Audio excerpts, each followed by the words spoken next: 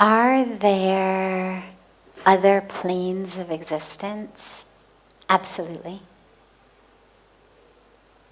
It would be foolish for us, even if we've never experienced them, to assume that we are the only plane of existence. I know there's definitely astral planes. In astral planes, people travel, they visit, there's others, absolutely. Because the astral planes are not populated 100% by enlightened beings in the same way that the earthly plane is not populated entirely by enlightened beings. Now, we have more of them on the astral plane. It tends to be more of a place also where the, divine beings, when we speak about the devtas, for example, a plane on which they may live, a plane on which powers exist. Could someone be energetically harmed? Sure. I'll tell you, it's not something I've ever heard of, but that doesn't mean that it's impossible. But that doesn't mean that they can't be fixed and helped. I mean, in the same way that on the physical plane, you could be injured, somebody could hurt you, and you heal. Well, in the same way on the astral plane, sure, again, it could happen. Not on a physical level. Nobody's going to hurt you physically on the astral plane because the physical body isn't there. But could they hurt you energetically? Sure. But they can heal. And here's what I've seen. On all planes, whether we're looking at physical planes, whether we're looking at astral planes, whether we're looking at physical body, whether we're looking at energetic body, whether we're looking at mental body, subtle bodies, all of these levels, whether you're looking at different energies in the world, divine energies, demonic energies, all of the different ways that people play with, work with different energies in different planes. One thing I have learned about all of that is that one thing and one thing for sure protects you on every plane and can heal you on every plane. And that is God's grace. That's a connection with the divine. There's no plane of existence in which a connection with the divine doesn't help. It's like there's no schoolyard bully in the world who's going to be able to stand up at all when your dad actually walks you onto the playground. Like that bully may be the biggest bully of the 6-year-olds on the playground.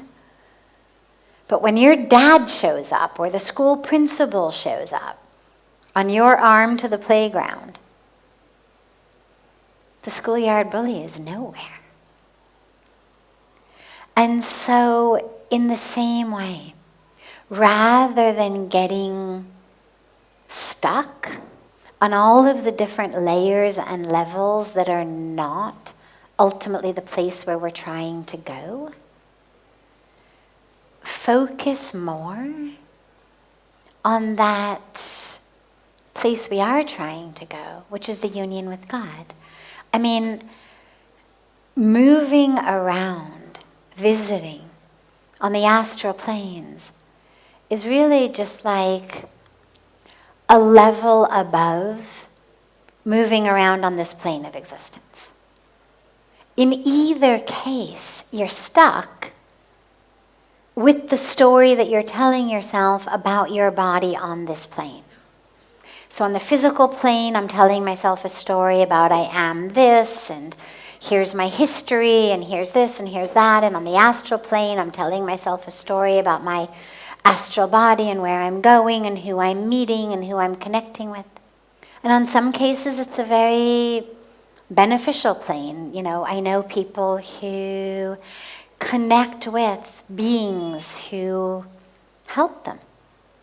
Beings not in bodies who help them on the astral planes, on all these different planes of existence. Beautiful. But you don't want to get stuck there any more than you want to get stuck on this plane. And so if someone's been hurt there, I would give you the exact same advice that I would give if you were hurt here, which is recognize that it's not you. Forgive. Call upon the divine presence of God, whatever that means to you, to heal you, to allow you to forgive, and to protect you and to be with you. It's like if I carry a lantern that has an infinite source of oil, or I carry a huge flashlight that's got a battery that will never die. It doesn't matter how dark the places are that you may take me, or how much darkness you may try to flood me with. If I've got light, there's nothing that any darkness can do to me. And so that plane, the astral plane, like this plane, like other planes, are places in which really what our ultimate goal is should be the same, which is, how do I let go of this story, this narrative, this attachment, and how do I realize that ultimately at the core, not only can I travel as a disembodied being, but actually on a deeper level, I'm soul. I'm inseparable from the divine. And when we call in that divine energy, all of the ways that we've been hurt, we heal.